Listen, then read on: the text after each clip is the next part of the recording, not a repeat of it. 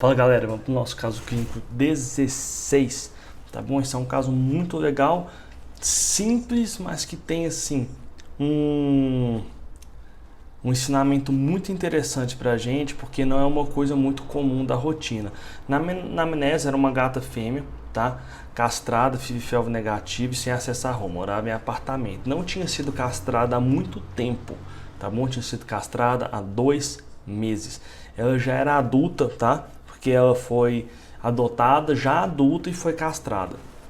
E a proprietária relatou o seguinte: a gata começou a sentir um mau cheiro quando a gata ia na caixa de areia. A proprietária sentia esse mau cheiro, ela não sabia dizer se era fezes, se era urina, mas ela sabia que tinha alguma coisa errada. No último dia ela prostrou, tá? Que prostrou, faltou um uzinho aqui no prostrou, tá? Parou de se alimentar e vomitou uma vez.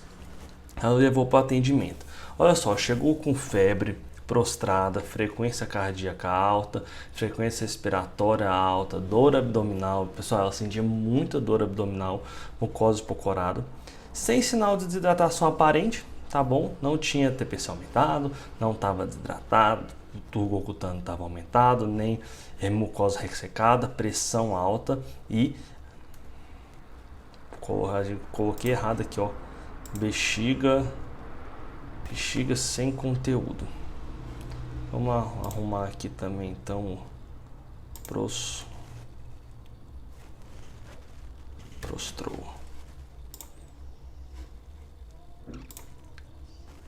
Então, diante do quadro clínico, o animal estava sentindo muita dor. A primeira coisa que a gente fez foi fazer uma analgesia com metadona, tá? 0,2 mg por quilo intramuscular que a gente fez aqui e encaminhou para ultrassonografia. No ultrassom, a única coisa que detectou de diferente, mas que muito importante, o rim esquerdo tinha perdido toda a morfologia, tinha sido substituído por uma estrutura totalmente cística, como mostra essa foto. Esse é o rim esquerdo, tá bom? Não tem mais rim aqui, é só uma estrutura cística gigante, certo? Não tinha celularidade aumentada, tá bom? Então aqui nesse primeiro momento eu nem pensei que pudesse ser um abscesso, alguma coisa cística mesmo, tá bom?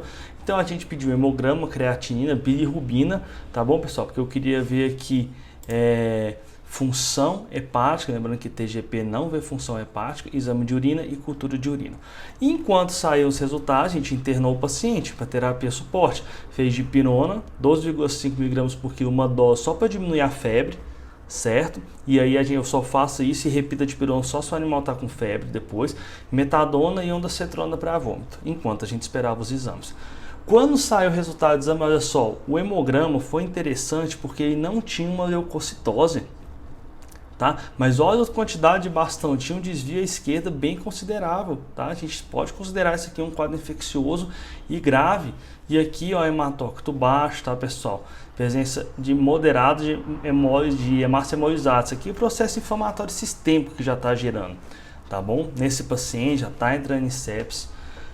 Então, assim, antigamente eu não estava pensando que aquilo pudesse ser um abscesso, até porque não tinha muita celularidade. Abscesso costuma ter muita celularidade, só que agora eu já fiquei pensando que poderia ser. Creatinina e bilirrubina sem alteração e o exame de urina compatíveis com infecção de urina grave, tá bom? A cultura não saiu, tudo isso aqui saiu no mesmo dia, tá? Só que a cultura a gente sabe que demora mais um pouco.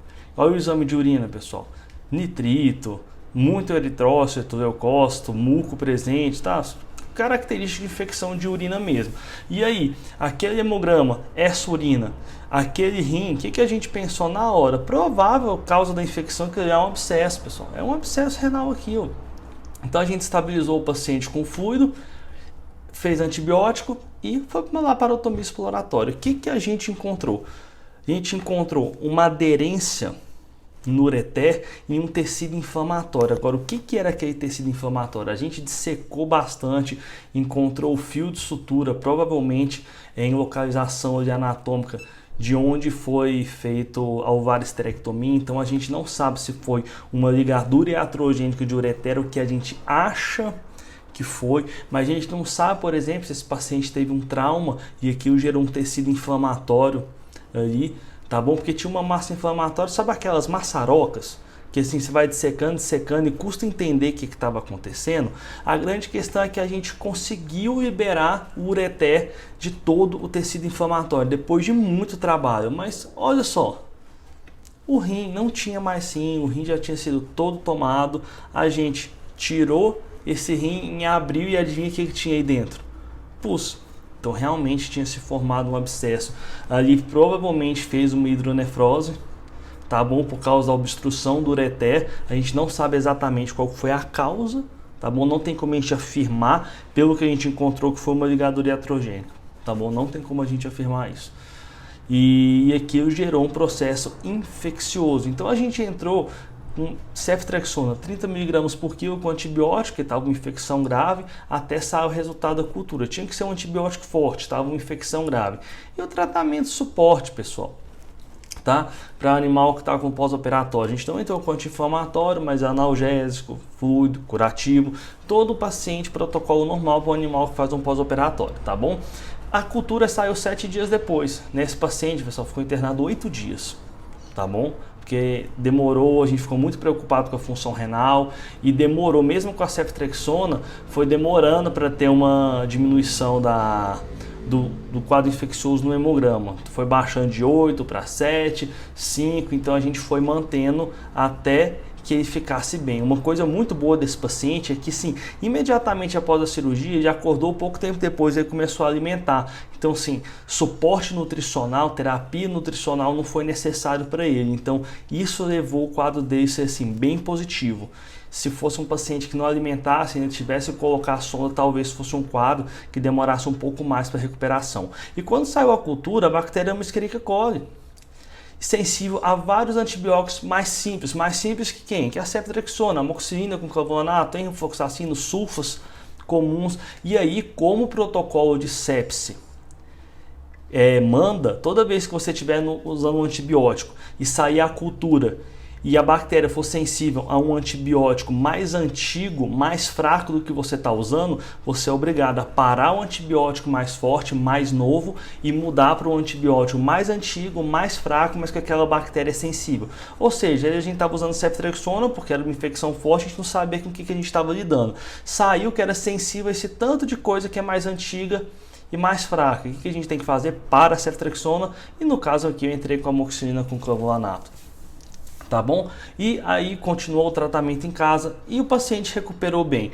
E aí, o que vocês acharam desse caso? Comentem, fala uma coisa, se você faria alguma coisa diferente? Se você faria alguma coisa diferente, eu também quero saber. Esse caso foi muito interessante para mim pelo fato de a gente não saber exatamente qual foi a causa, a gente não sabe se teve uma ligadura que gerou um processo inflamatório, fio inadequado, no momento da cirurgia causou uma lesão ali que gerou um processo inflamatório, foi algum trauma que gerou uma massa inflamatória que causou uma compressão extramural. O que é isso? Uma compressão de fora para dentro no ureter e causou essa hidronefrose que acabou gerando uma infecção? O que será que foi? Tá bom? Então eu quero que vocês comentem o que vocês acham que pode ter sido. Bons estudos e até o caso da semana que vem.